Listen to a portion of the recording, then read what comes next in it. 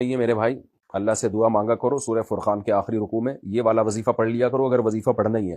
ربنا هب لنا من ازواجنا وذرياتنا قرۃ اعین واجعلنا للمتقین اماما.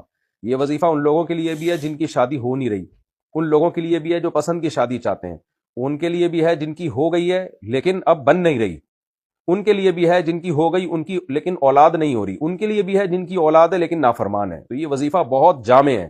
ربنا هب لنا من ازواجنا وذرياتنا قرۃ اعین واجعلنا للمتقین اماما.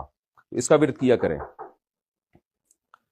اور ٹرائی بھی کریں، خالی وظیفے نہ پڑھیں، ٹرائی بھی تو کریں نا.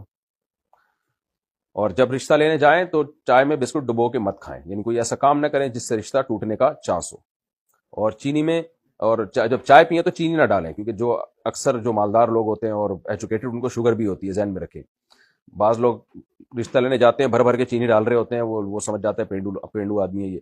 تو یہ تھوڑے سے ایٹیٹیوڈ استعمال کرنے پڑتے ہیں، اور جو وظیفہ پڑھنا ہے تو وہ پڑھ لیں جو میں نے آپ کو بتایا، تو اس سے ہو جائے گا انشاءاللہ.